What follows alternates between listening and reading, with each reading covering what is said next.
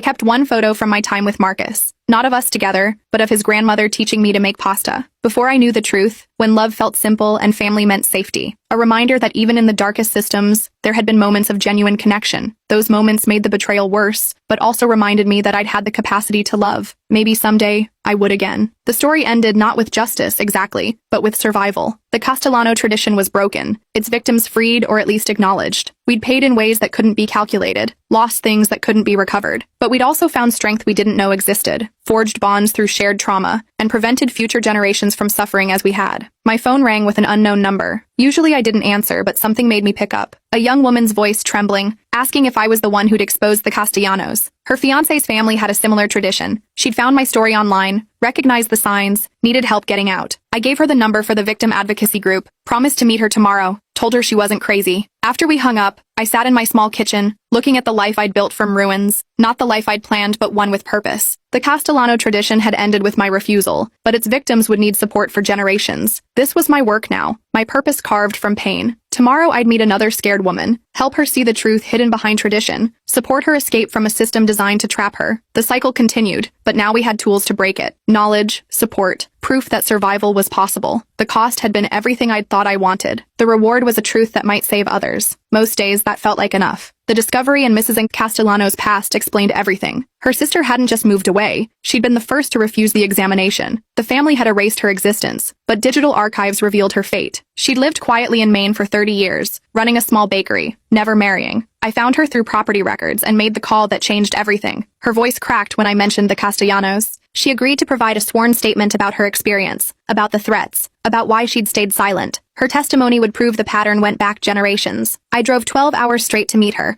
my hands shaking on the steering wheel. Maria's evidence from the USB drive needed authentication. I spent days organizing financial records, creating timelines, cross-referencing dates with wedding announcements. Each payment corresponded to a woman who'd suddenly become reclusive after marriage. The pattern was undeniable once mapped out properly. The ADA assigned a forensic accountant to verify the money trail. He worked through the night, tracing funds through shell companies and overseas accounts. By morning, he'd confirmed what Maria had risked everything to document. The trafficking operation had generated millions over 4 decades. I received a package from my brother with no return address. Inside were photocopies of employment records from the Castellano Construction Company. Women hired as office managers, then terminated exactly 13 months later with generous severance packages. The same women who'd married into the family. Maria's son developed nightmares about men coming to take his mother away. The safe house psychologist documented his trauma, adding another layer to our case. Children suffered even when they weren't direct victims. The generational damage spread like poison through every branch of the family tree. The prosecutor subpoenaed phone records from the Castellano family. Text messages between brothers discussing merchandise and quality control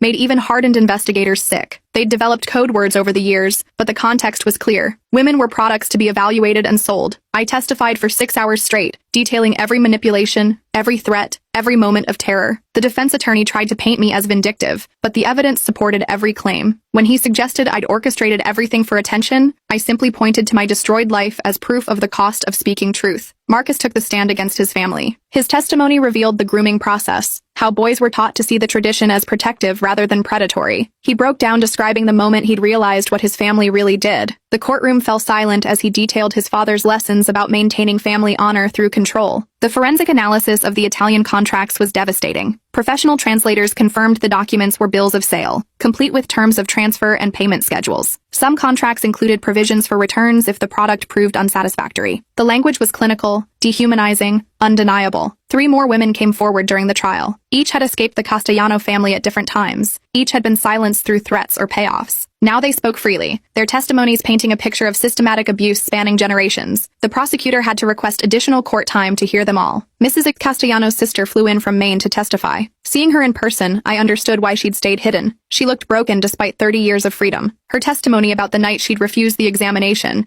and fled with only the clothes on her back left several jurors in tears. The defense's case crumbled when their own witnesses contradicted each other. Family friends called to provide character references accidentally revealed knowledge of the tradition. One elderly woman mentioned how fortunate the brides were to have their virtue verified by family. She seemed genuinely confused by the prosecutor's horror. Bank records subpoenaed from Italian institutions revealed the international scope. The Castellano family had connections to similar operations in Sicily and Naples. While we couldn't prosecute overseas crimes, The evidence showed this wasn't an isolated American tradition, but part of a larger network. Maria's husband tried to intimidate her during a court recess. Security intervened, but the damage was done. She spent the rest of her testimony looking at the exit doors. Still, she continued, her voice steady as she described the auction process, the buyers examining her like livestock, the payment that sealed her fate. The jury deliberated for only 4 hours, guilty on all counts: human trafficking, conspiracy, money laundering, racketeering. As the verdicts were read, Mrs. Castellano fainted. Her sons sat stone-faced while their father wept. Marcus kept his eyes on his hands, shoulders shaking with silent sobs. Sentencing brought no satisfaction, only exhaustion. Mr. Castellano received 25 years. His sons got 15 to 20. The buyers who could be identified faced their own trials. Mrs. Castellano and other victim participants received suspended sentences with mandatory counseling. The judge acknowledged the complex dynamics of victimization within criminal enterprises. The community backlash was swift and brutal. Businesses that had thrived on Castellano money closed within months. The church lost half its congregation, split between those who'd suspected something and those who felt betrayed by their own blindness. Support groups formed for both survivors and community members grappling with their complicity. I returned to pack what little I'd left in storage. The town felt different, smaller, poisoned by revealed secrets. At the grocery store, people stared openly, some with sympathy, others with accusation. I destroyed their comfortable illusions about the nice Italian family who donated to every charity. Maria's divorce proceedings were expedited given the criminal convictions. She received full custody and a restraining order that actually meant something now. Watching her walk out of court with her son's hand in hers was the closest thing to victory I'd felt. She was free, truly free, for the first time in years. The Castellano properties were seized as proceeds of criminal enterprise. The main house, scene of so many Sunday dinners I'd loved, became evidence. Investigators found records hidden in the wine cellar, documentation going back 60 years. The tradition was older than anyone had imagined. Other families distanced themselves quickly from the Castellanos. The 3 other operations the investigation had uncovered went underground or dissolved. Without the protection of community standing and mutual support, the network couldn't survive exposure. Fear accomplished what justice couldn't reach. I started receiving letters from women I'd never met. Survivors who'd seen the trial coverage, who recognized their own stories in our testimony. Some had escaped similar families. Others were still trapped, but now had hope. Each letter reminded me why the destruction had been necessary. The financial settlements took months to finalize. Seized assets were distributed among identified victims,